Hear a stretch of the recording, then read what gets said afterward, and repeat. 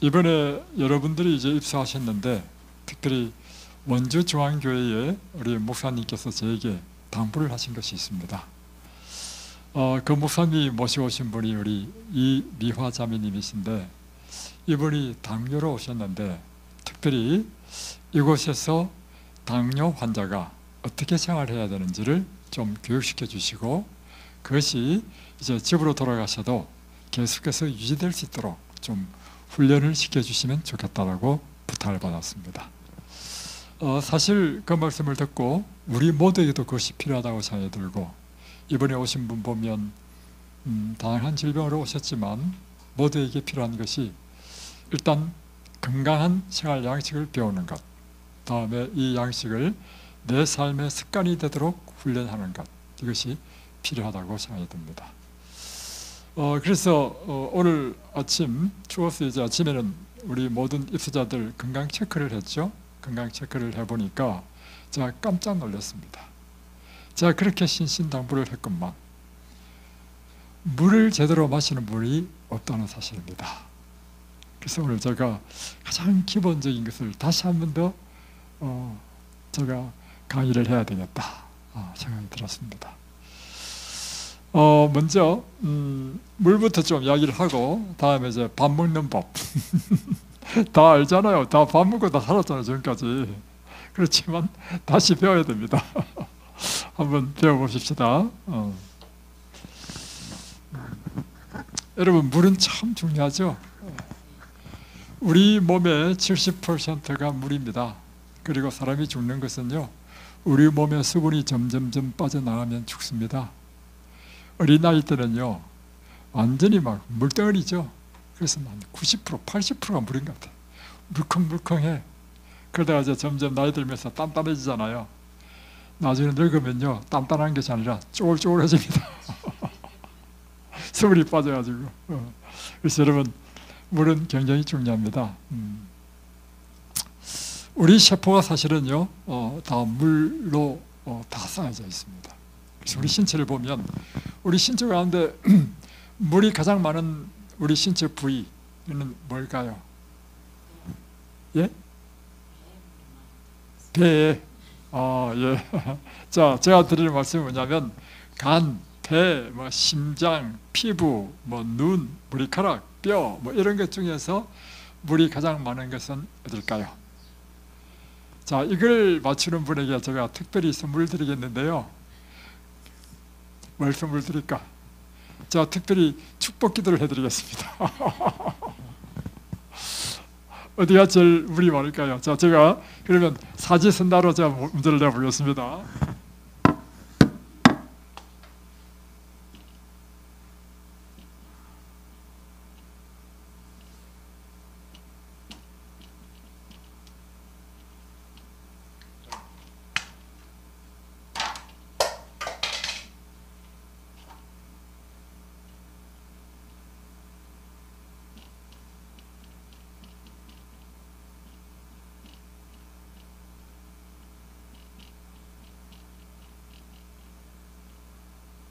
자, 오시선다. 자, 몇 번입니까? 신장이 제일 물이 많다. 일리 있죠. 왜냐하면 모든 피는 신장으로 와서 다 걸으니까. 또요, 뼈가 물이 많다고. 그 안에서 이제 골수를 만드니까 뼈도 많다. 일리 있습니다. 또요, 심장. 그렇죠. 피를 뿜어내니까. 또요,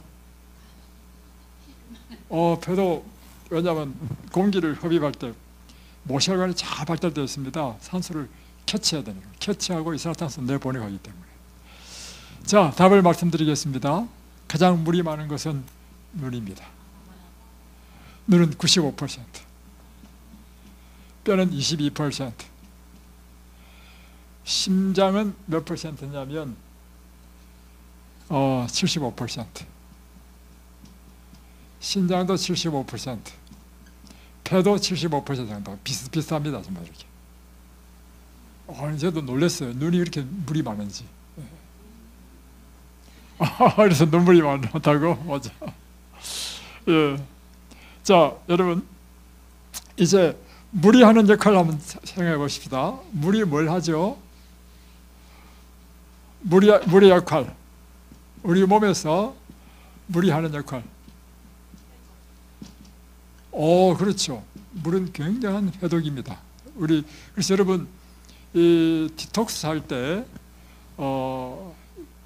맑은 공기를 많이 마시는 것도 디톡스에 굉장히 중요합니다. 그 중에 하나는 물을 많이 마시면 물이 우리 몸에 있는 모든 노폐물을 다 씻어내고요. 중금속 이런 걸 다 씻어냅니다. 그래서 해독작용 강력합니다. 해독.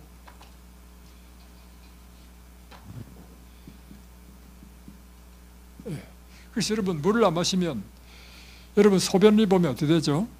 노랗죠. 그러니까 이제 노폐물이 막 이제 물이 부족해가지고 이제 농축된 거죠. 농축된 상태로 여러분의 몸이 있다 해보십시오. 그 정도 독이에요, 독. 그 독이 여러분 몸에 퍼져가지고 세포를 손상시킵니다. 근데 오늘 검사해 보니까 어제 하루 종일 물도 안 마신 분이 한 분 계세요. 그러니까 소변을 딱 2번 보셨대. 물을 한 번도 안 마시더라도 밥은 드시니까, 과일을 드시니까 그게 수분이잖아요. 과일은 거의 80% 90% 수분입니다. 그러면 우리 몸에요 독이 안 빠져나가고 우리 몸이 상합니다. 그래서 제가 물어봤죠. 왜 안 마시냐 하니까 물을 마시면 위가 썰어가지고 안 마셨대. 그러면 이분은 무엇에 문제가 있을까요? 그러면 첫 번째 하셔야 될 일이 위를 고쳐줘야 돼요. 그래서 제가 진작 말씀하시죠. 그러면 우리는 위 고치는데 아주 전문가입니다. 이곳에 오는 사람들요 밥 못 먹어서 오는 사람 많습니다. 전부 다 밥 못 먹는 사람은요 나중에 밥을 잘 먹도록 다 만들었어. 위를 오늘 저녁에 특별히 처방해 주기로 했고요. 오늘 하루 종일 물을 열심히 드시라 했습니다. 다음에 또 물을 적게 마시면요 결석 잘 됩니다. 결석 환자 있잖아요. 결석이 잘생긴 사람들, 이런 사람들은 고기를 일단 끊어야 됩니다. 왜냐하면 요산 이런 것들이 결정체를 이루니까. 두 번째는 물을 잘 마셔주면요 이 결석이 다 빠져나갑니다.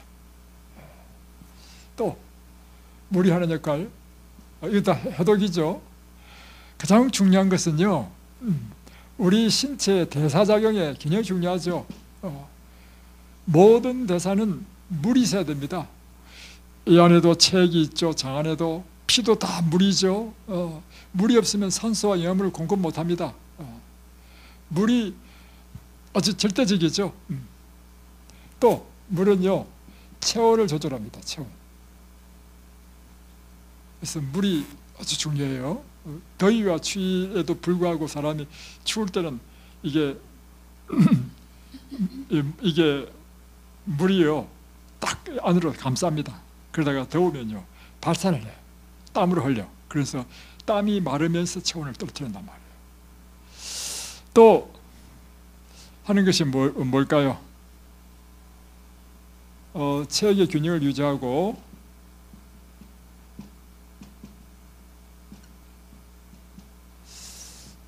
또 하는 것이 변비 예방.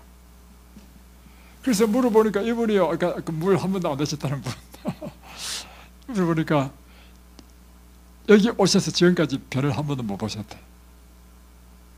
과식 한다고 변을 못 보는 건 아닙니다. 물이 안 들어가면요 변이 점점 딱딱해집니다. 물을 많이 드셔야 돼요. 다음에 여러분이 미인이 되려면요 물을 많이 마셔야 됩니다. 물을 많이 안 마시면 피부가 거칠어지고요 노화가 빨리 됩니다.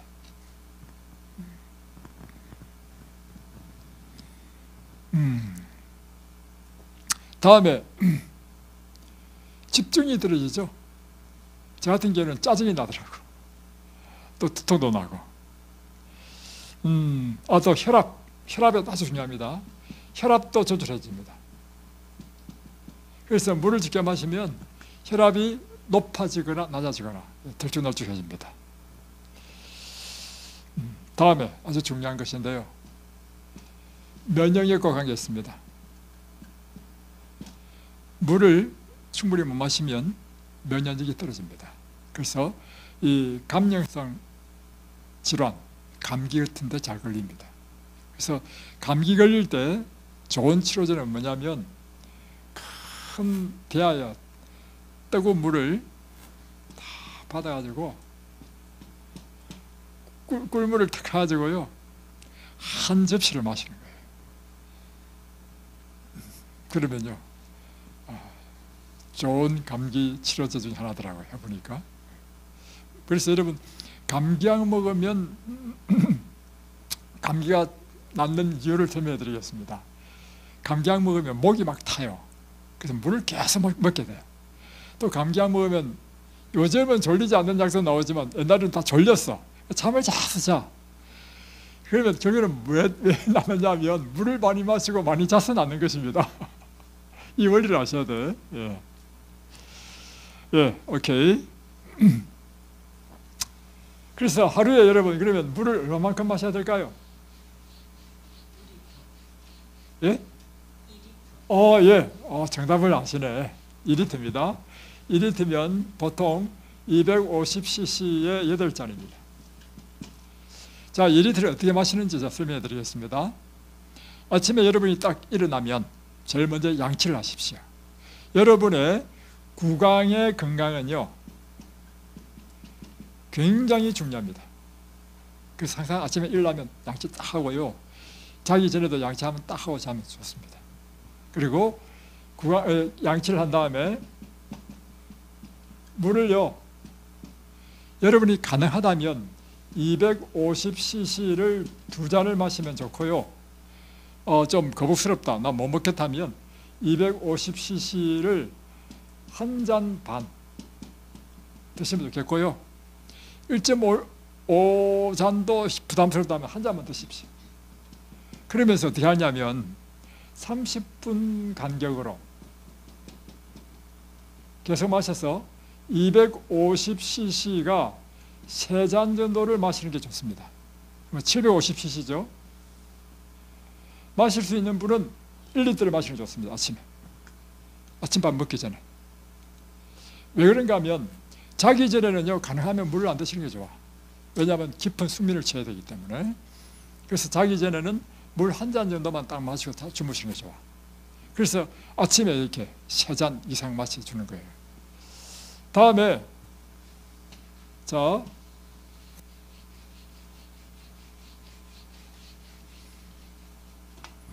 그러니까 이제 아침 식사 일어나자마자 일어났을 때 3잔 정도. 다음에 아침을 먹잖아요.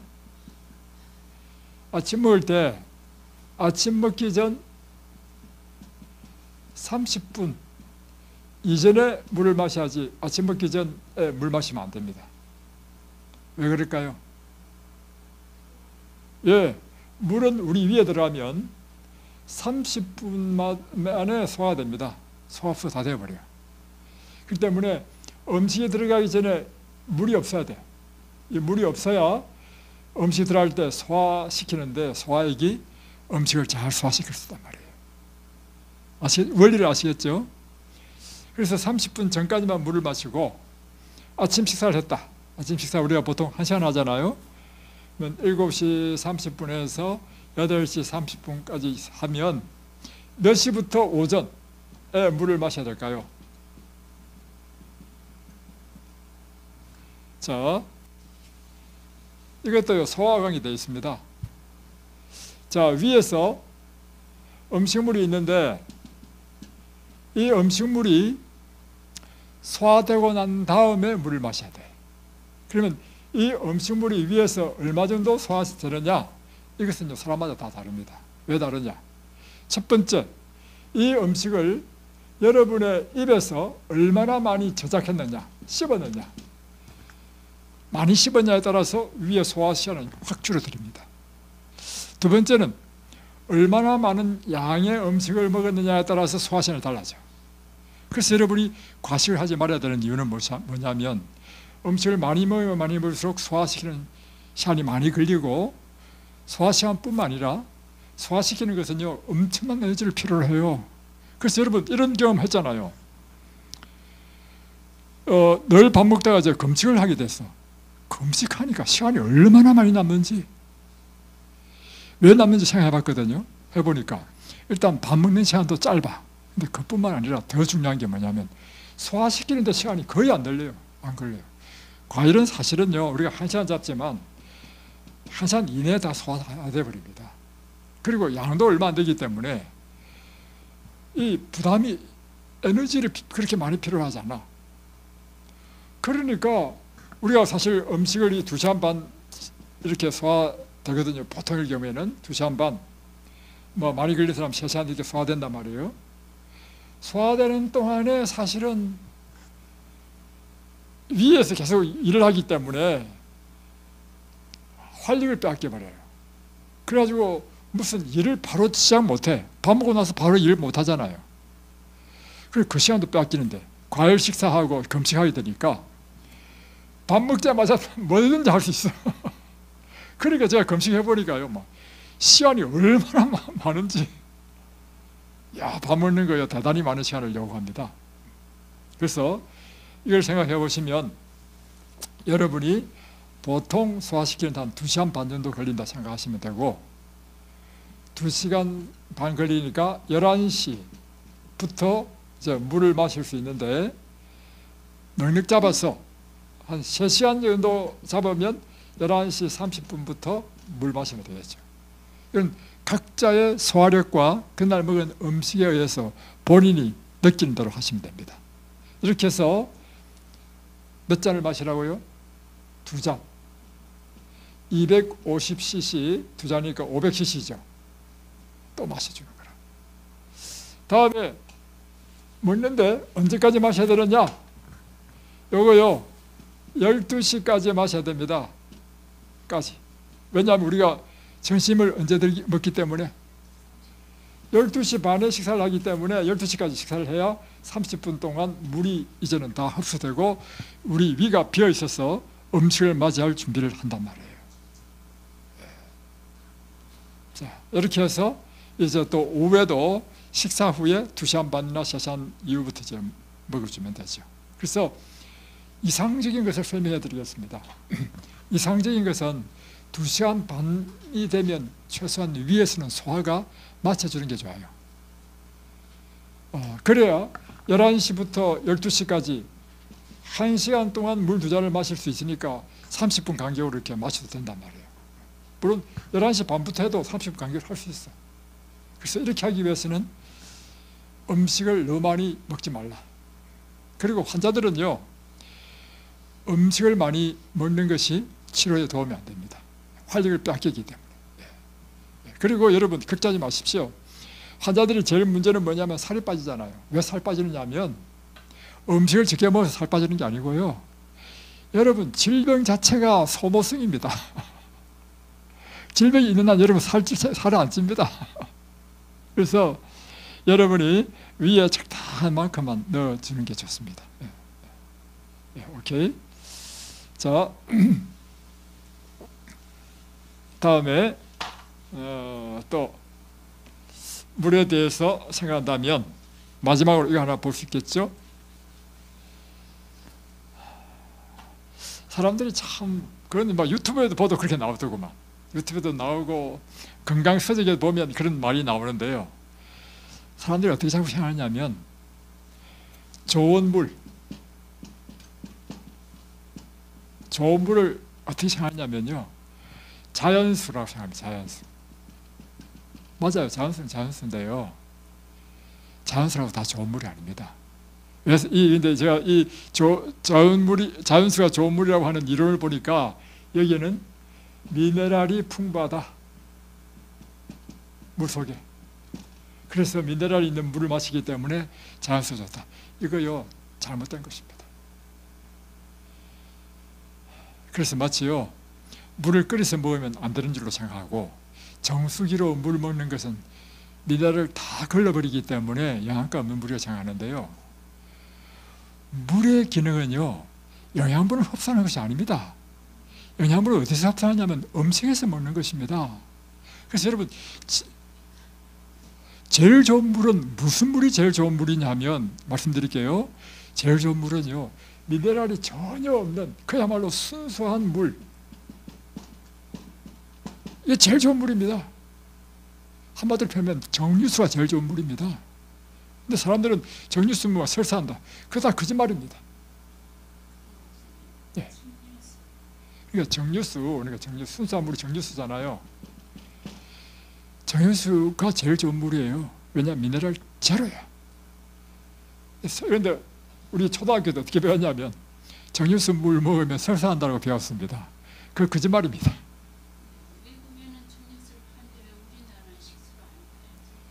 예, 그러니까 지금 이 호텔, 1급 호텔에서는요, 다 정유수를 물어줍니다.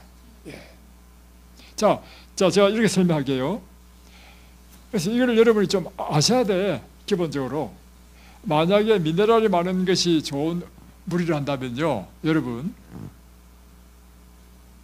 이게 말이 안 되는 것이에요. 여러분, 동네에 보면, 그 산에 가면 뭐 이제 약수터 있잖아요. 약수터 가면 끊임없이 수질 검사하죠. 수질 검사하고 부적격 하면 못 먹도록 하잖아요. 수질 검사가 뭐냐면 물 속에 미네랄이 있는 어떤 미네랄 종류, 다음에 중금속, 다음에 뭐 각종 이런 화학 성분, 그걸 40몇 가지를 검토해. 여기도요, 원주에서 와가지고 물 수질 검사했습니다.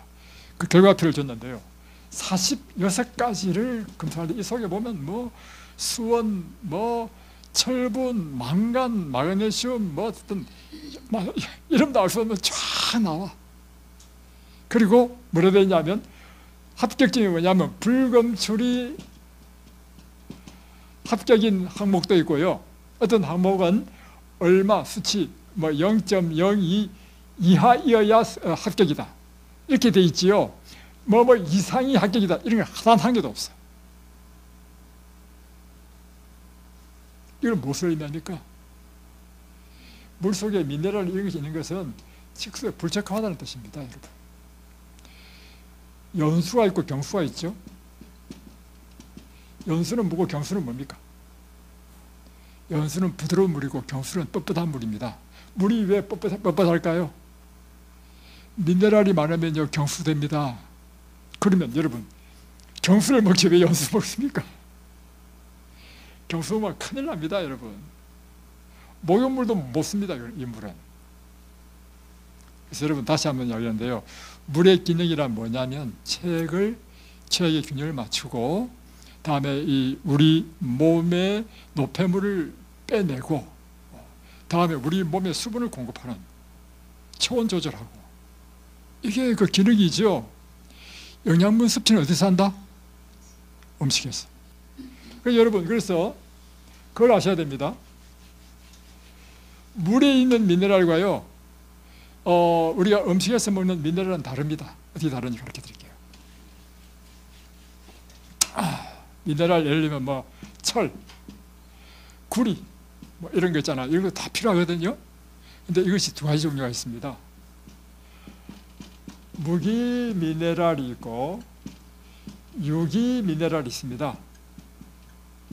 자, 무기라고 하는 것은 뭐냐면 기가 없다는 것입니다. 없을 부자. 예, 이거는 있을 유자. 예, 기란 뭐냐면 기운, 생기라는 뜻입니다. 유기와 무기는 뭐냐면요, 그냥 못, 철이죠. 구리죠. 이게 다 무기 미네랄입니다. 우리가 땅 속에 있는 미네랄은 다 무기 미네랄입니다. 그런데 유기 미네랄이라는 게 뭐냐면요, 식물이, 자 보세요, 식물이 뿌리를 내려가지고 땅 속에 이제 흙 속에 철도 있고 구리도 있고 다 무기 미네랄이에요. 무기 미네랄 있는데 식물이요, 이것을 흡수를 해가지고 화학작용해가지고 그것을 식물에 필요한 유기화합물로 바꿔줍니다. 식물이. 그래서 식물 속에 있는 미네랄은 다 뭐냐면 유기야, 유기. 우리는 이 유기 미네랄을 먹어야 이것이 우리 몸에 이 영양분이 되는, 효소가 되는 작용을 하는 미네랄이 되는 거예요. 그래서 우리는 유기 미네랄을 먹어야 되는데 물 속에 있는 미네랄은 다 무기 미네랄입니다. 땅 속에 있으니까 똑같아. 그래서 여러분, 물은, 그래서 물 중에 제일 좋은 물이 삼다수를 하잖아요. 왜 삼다수가 좋은가? 물 속에 미네랄이 얼마 정도 있는가를 측정하는 기계가 있어요. 제일 적습니다. 예. 평창수 150, 200대예요. 저 제주 삼다수는 딱 측정해 보니까 얼마나 나오냐면요, 4, 5. 그런데 정수기를 필터를 딱 갈아가지고 체어됐을 때 딱 해보면요, 2, 3 나와요. 그러니까 제주 그 삼다수 물이 미네랄이 굉장히 적다는 거죠. 그런데 자, 이 강의를 했더니 유튜브를 유심히 보시는 한 분이 저한테 전화가 왔습니다. 아, 목사님 앞으로 설교할 때요, 그거 좀 바꿔야 되겠습니다. 뭐냐면요, 아, 나 그거 보고 참 놀랐습니다. 자, 삼다수가, 삼다수 물입니다. 미네랄은 그렇게 적은데요, 삼다수 물에 무엇이 있냐면 석회질이 있어요. 그래서 이거를요, 어떻게 딱 사진을 찍었는데 석회질이 뿌옇게 보이는 게 찍혔어요. 그래서 목사님, 삼다수에 또 문제점이 있는데요, 석회질이 많습니다. 그러니까 제일 좋은 물은요, 사실은 여러분, 여기 인물이야. 지하수로 끌어들였죠. 그러니까 예를 들면 수돗물도 아니야. 이게는 수돗물은 불소도 집어넣고 하잖아요. 이런 화학약품 전혀 처리하지 않은 지하수로 끌어들여가지고 그걸 정수의 필터로 쫙 걸러가지고 나온 물이 제일 좋은 물입니다. 이제 물에 대한 것을 요만큼 하고, 이제 앞으로 첫째는 뭐냐면 여러분, 열심히 물을 드셔야 됩니다. 예, 물 드시고, 다음에 물병도요, 여러분 플라스틱 물병을 쓰면 안 됩니다. 물병도요, 제일 좋은 병은요, 유리병. 안에 이게 유리가 되어 있는 유리병이 제일 좋습니다. 그 다음에는 스테인리스. 정 안 되면 플라스틱이라도 써야지. 왜냐하면 플라스틱에는 요즘 나오는 것이 미세 플라스틱이 나온다는 거야. 하여튼간에 요즘 그렇습니다. 그러니까 알면 알수록 참 힘들어. 그러니까 그런 가지 생각하지 않고요, 여러분이 기본적인 물을 충분히 마시는 것이 첫 번째 중요하고, 그걸 너무 이렇게 막 신경과민으로 따지지 마시고, 가능하면 유리병에 해주면 좋겠다. 아니면 일반적인, 여러분 통은 다 스텐으로 되어 있죠. 그 쓰시면 됩니다. 다음에 이제 밥 먹는 법.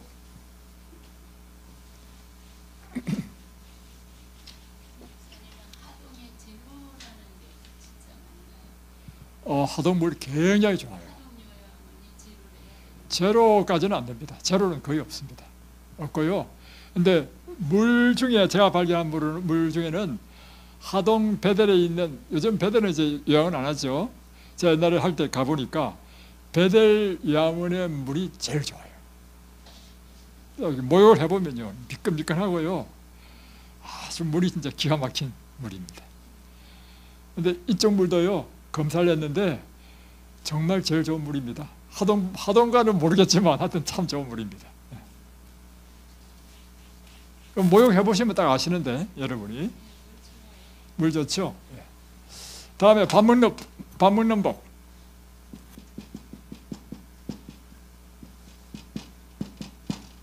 자, 우리 먹어야 살죠? 잘 먹어야 됩니다. 자, 잘 먹기 위해서는 두 가지를 잘해야 돼. 첫 번째,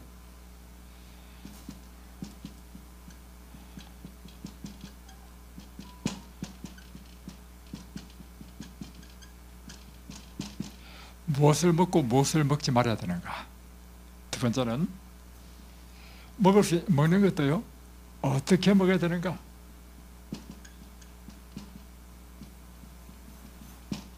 이 두 가지를 잘해야 됩니다.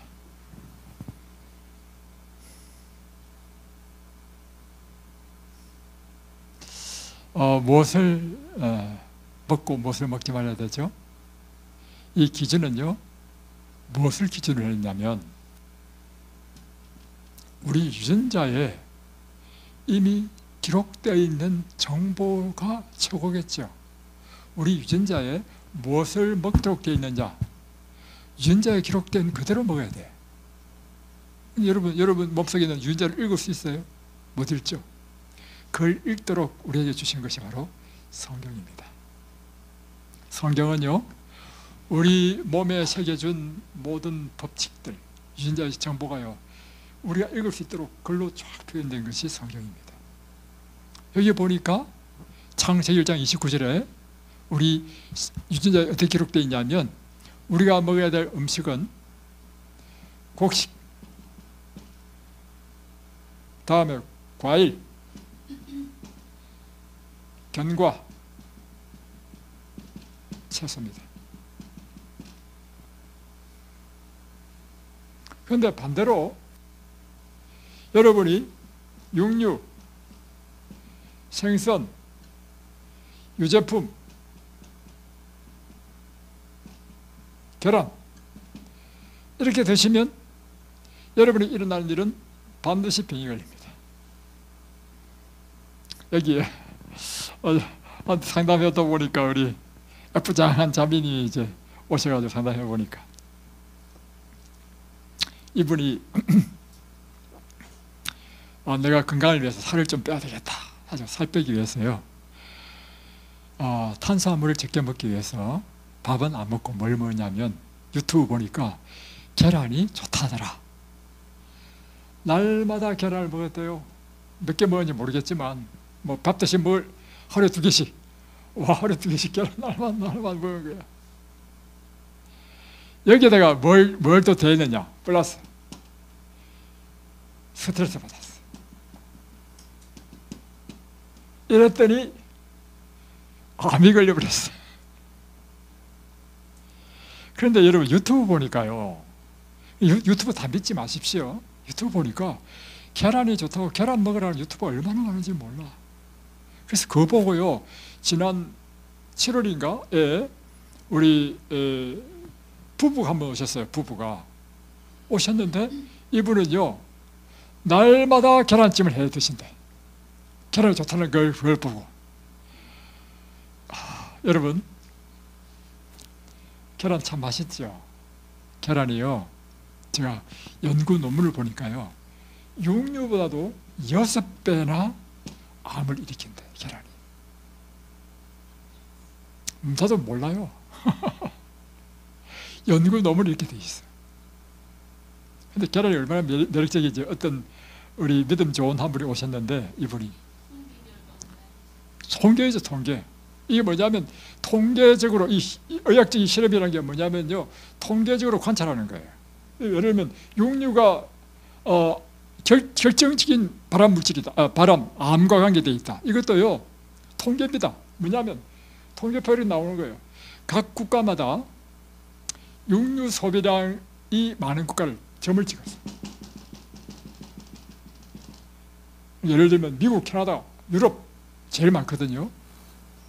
다음에 유방암 환자, 대장암 환자, 이런 암 환자가 많은 나라를 점을 찍었어요. 점을 찍어 보니까 육류 소비와 똑같이 일어나더란 말이에요.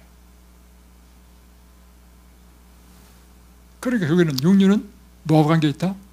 이게 통계예요. 암과 관계 있다. 예, 오케이. 그래서 여러분, 계란조차도 이제 끊으십시오. 예. 이렇게 얘기한다 하더라도요, 지킬 수 있는 사람 별로 없습니다. 제가 다 압니다. 자, 여러분, 생선 매력적이죠? 그래서 요즘 많은 사람들이 나는 육류는 안 먹어, 생선은 건강에 좋다고 생각합니다. 그런데 생선도요, 암을 일으킨 데 있어서 육류와 똑같습니다. 자, 그래서 이제는 곡식, 과일, 채소 이거를 먹어야 되는데 이게 왜 좋은지, 자, 그 이유를 한번 보면 첫 번째 이것에서요, 우리 몸에 필요한 것이 탄수화물, 단백질, 지방, 이게 가장 기본적인 3대 요소죠. 여러분, 고기를 먹어야 된다고 주장하는 사람들의 대부분의 이론이 뭐냐면, 고기를 안 먹으면 단백질이 부족하다. 그거 잘못된 것입니다. 심지어 우리가 단백질 같은 경우에는, 단백질은요 20종류의 아미노산으로 구성되어 있습니다. 근데 20종류 중에서도요 필수 아미노산이 있어요. 필수 아미노산이라는 게 뭐냐면, 반드시 이 아미노산이 들어있는 것을 먹어줘야만이 되고 우리 몸에는 만들지 못하는 것, 이게 필수 아미노산의 뜻입니다. 그러니까 12가지는요 그걸 안 먹는다 하더라도 우리 몸에서 합성해가지고 만들어내. 그래서 여러분 이렇게 생각하시면 안 됩니다. 영양소를 일일이 다 우리가 먹어줘야 된다, 아닙니다. 여러분, 비타민 12, 뭐 채식하는 사람 비타민 12 문제다, 그것도 걱정하지 마십시오.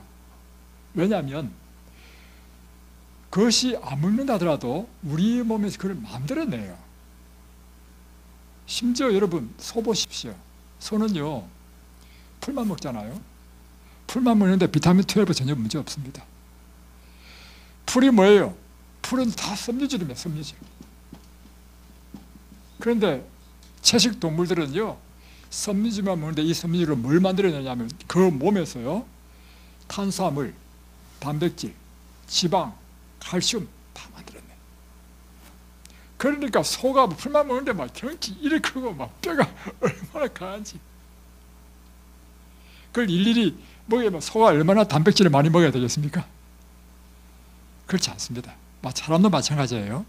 사람도 그래서 이제 잡곡밥 하는데요, 보니까 어떤 사람이 이렇게 하더라고. 밥에다가 뭐 콩, 파, 수 조리해가지고 막 열 몇 가지를 넣는 사람이 있어. 그거에 어리석은 짓입니다. 잡곡밥도 이렇게 하십시오.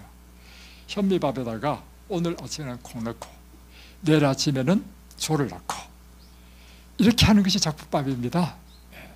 반찬도요 필수 영양소가 있다 가지고 막 20가지 30가지 이렇게 먹는 게 좋은 게 아니고요, 한 끼에 서너 가지. 그리고 다음 식사 때는 또 반찬을 바꾸죠. 그러면 우리 몸에 필요한 모든 것은요 만들어내. 우리 몸에서 비타민 K, 예를 들면 비타민 K는 우리 몸에서 만들어지는 것입니다. 그러니까 여러분이 그걸 기억하셔야 돼. 그래서 단백질을 한번 보겠습니다.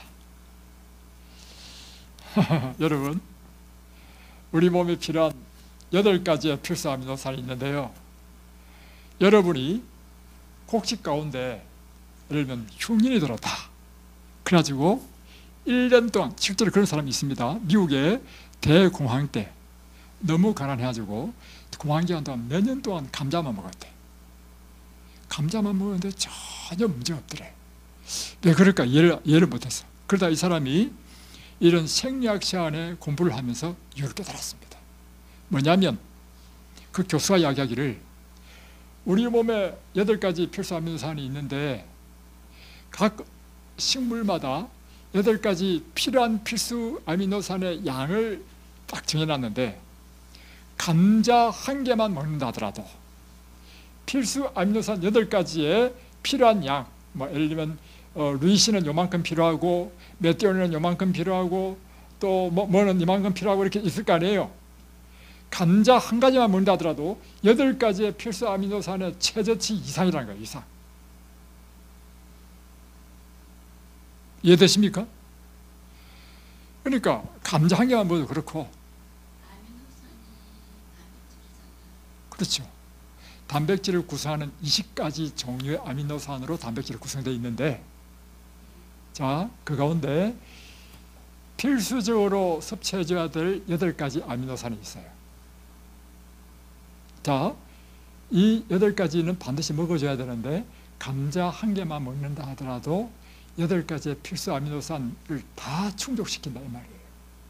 그러니까 한마디로 감자만 먹고 살아도 단백질 부족이 없다. 성장에 전혀 문제 없다. 이해되시죠? 그러니까 예. 아미노산이요, 단백질을 분해하면, 단백질이 어떻게 흡수되느냐면 아미노산으로 다 분해시켜서 흡수하는 것입니다. 우리 소화 과정상에.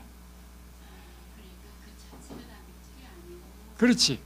단백질 자체가 아미노산으로 구성되어 있는데 단백질이 들어가면 단백질이 어디서 소화되느냐면 위에서 소화돼요. 펩신, 위산으로 해가지고 녹여가지고 단백질을 분해시키는데, 분해시킬 때 단백질이 그 단백질이 갖고 있는 아미노산 이제 쫙 분해되면서 그것이 흡수된단 말이에요. 그런데 단백질마다 20가지를 다 가지고 있잖아. 무슨 말 아시겠죠? 그런데 반드시 8가지는 있어줘야 된다 이 말이에요. 나머지 12가지는 없다 하더라도 우리 몸에서 만들어낸다. 이해되셨어요? 여기까지? 자, 다 있다. 예. 감자뿐만 아니라요, 옥수수에도 있고, 한 가지 귀리에도 있고, 밥만 먹는다. 밥 속에도 다 있어. 참 놀랍죠? 그러니까 여러분, 단백질이 때문에 고기 먹는다. 이것은요, 무식한 분입니다. 또 하나 가지 더. 사람들이 뭘 생각하냐면 단백질의 양을 또 생각해요. 양. 우리 몸이 필요한 단백질 양은요 그렇게 많지 않습니다. 자, 단백질은요 영어로 프로테인이랍니다. 프로테인이라는 뜻은 히랍 그리스 말에서 나왔는데 아주 중요하다는 뜻입니다. 이 단백질을 발견했을 때 이것이 우리 몸의 조직을 다 이루고 있으니까 얼마나 중요해요. 그래서 이 뜻 자체가 중요하다는 뜻입니다. 그런데 문제는 중요하다고 해서 반드시 많이 먹어야 된다는 것은 아닙니다. 여러분, 엽산 굉장히 중요하죠. 그래서 임신하기 전에 여자들이 요즘 엽산제를 먹더라고. 왜냐하면 부족하면 기화가 나오기 때문에. 그럼에도 불구하고요, 우리 몸에 필요한 엽산은요 아주 미량이에요. 그걸 잘 이해하셔야 돼. 중요하다 해서 반드시 많아야 된다, 이거 아닙니다. 예. 그러니까 비타민, 미네랄도 마찬가지입니다. 굉장히 중요해요. 그래서 여러분이 예를 들면 자, 밥 먹는 것만 하더라도 1시간을 해야 되는데 지금 벌써 10분밖에 안 남았어. 10분 동안 해보십시다. 자, 필요한 것만 하겠습니다. 여러분이 음식을 드실 때요, 패스트푸드, 정크식품 이라는 것이 우리 몸에 좋지 않다. 왜 좋지 않습니까? 패스트푸드라는 뜻이 뭐냐면 시간이 없는 사람 급하게 가지고 예를 들면 햄버거 집에 가지고 햄버거 하나 딱 사가지고 먹는 게 패스트푸드잖아요. 왜 안 좋냐? 열량 엄청 높아요. 근데 무엇이 부족하냐면 미네랄, 바이타민, 이게 결핍되어 있어요. 그러니까 쉽게 표현하면 열량은 높은데 영양분이 없어지는 것입니다.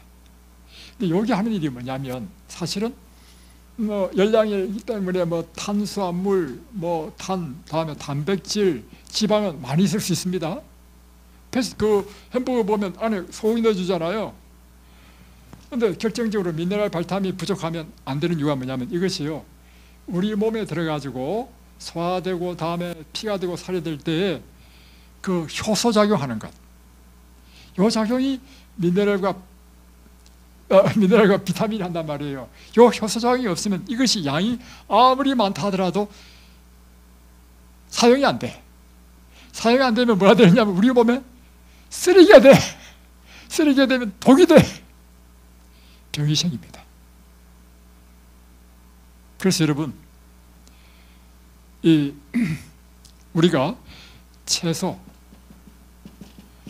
과일, 견과, 곡식도 어떤 곡식이냐면요, 통곡식을 드셔야 되는 이유가 무엇인가 하면 이곳에 기본적인 세 가지 또 풍부하지만 미네랄과 바이타민이 풍부하다는 것입니다.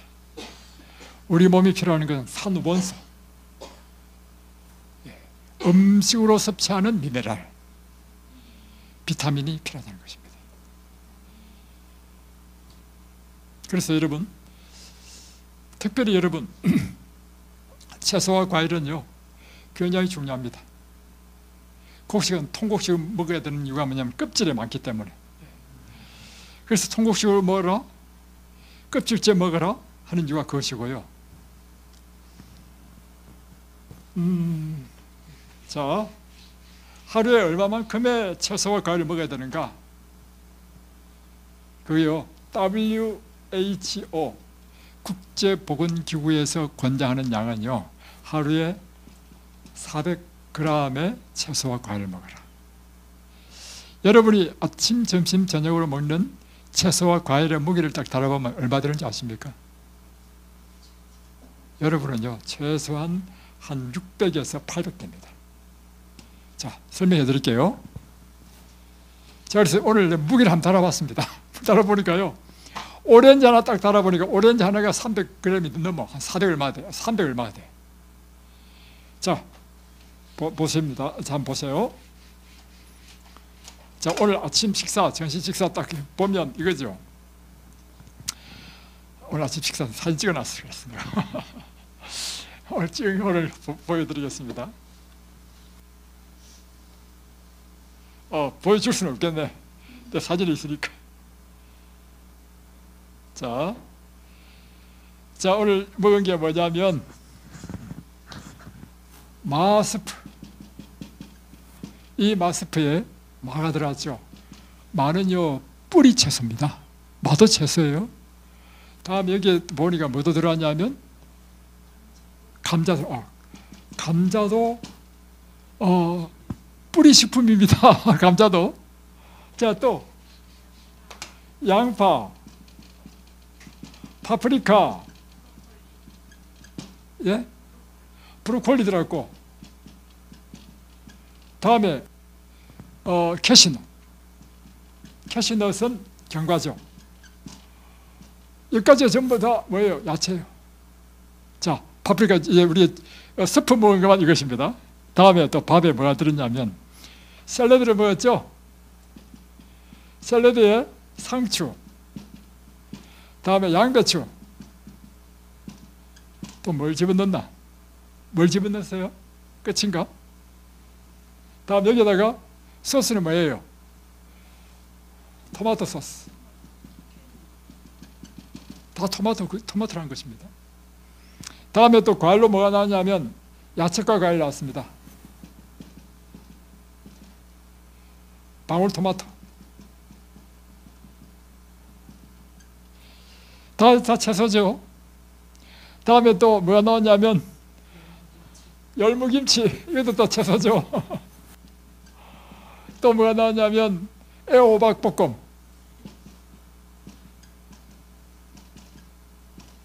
다 야채야. 이것도 전부 여기다 뭐 여러 가지 뭐 양파 넣고 뭐 여러 가지 넣었어. 복잡하게. 다음에 또 있어. 뭐냐면 또 채소 무침이 또 나왔어. 무침. 여기에 이제 견과하고 상추하고 파프리카하고 또 뭐 들었냐면 브로콜리, 또 참외 들어. 참외.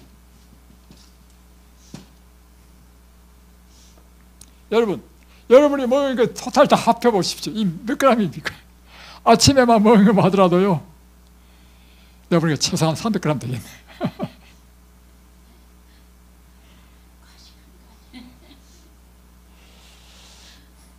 여러분, 이 채소는요, 이와 같이 여러 가지 바이타민, 비타민이 있을 뿐만 아니라 좋은 게 뭐냐면 섬유질입니다.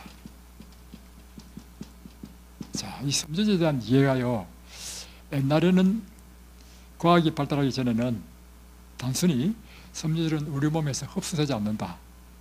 그리고 그거는 우리 몸을 청소하고 중금속을 다 흡수해서 배출한다.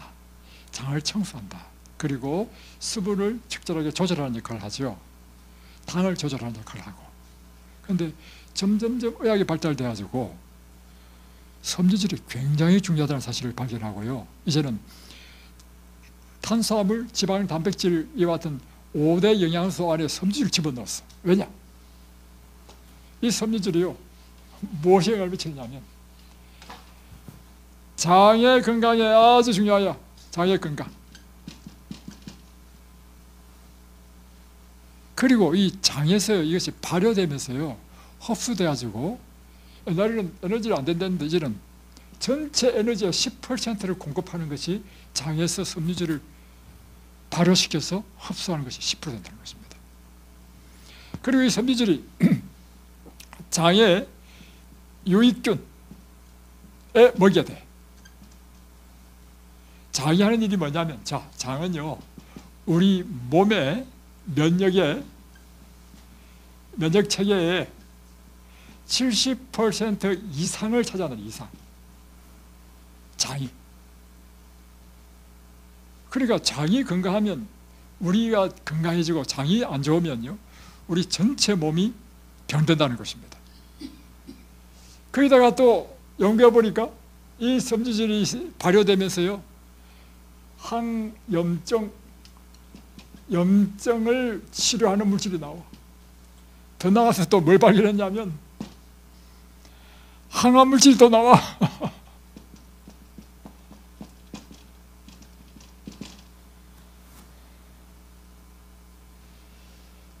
또 시간 다 됐네. 또 해야 될 일이 뭐냐면요, 자, 꼭 여러분이 오늘 사실은 가르치고 싶은 것이요, 절대 설탕을 피하라. 설탕이 왜 나쁜지 그걸 좀 설명하고 싶고, 다음에 밥 먹는 방법 100번 꼭꼭 씹어 먹어라. 또 이제 밥 먹을 때 특별히 스마트폰 보지 말 것. 다음에 식사 후에는 절대 눕지 말 것. 반드시 산책할 것. 잠자지 말 것. 이거 굉장히 중요합니다. 다음에 특별히 과식을 피하라. 왜냐하면 잉여물은 다 오히려 여러분에게 독이 되고 여러분을 망치게 된다. 간식은 아주 나쁜 것이다. 저녁 식사는 가능하면 금식이 좋고, 허전하면 과일로만 딱 드는 것이 가장 좋다.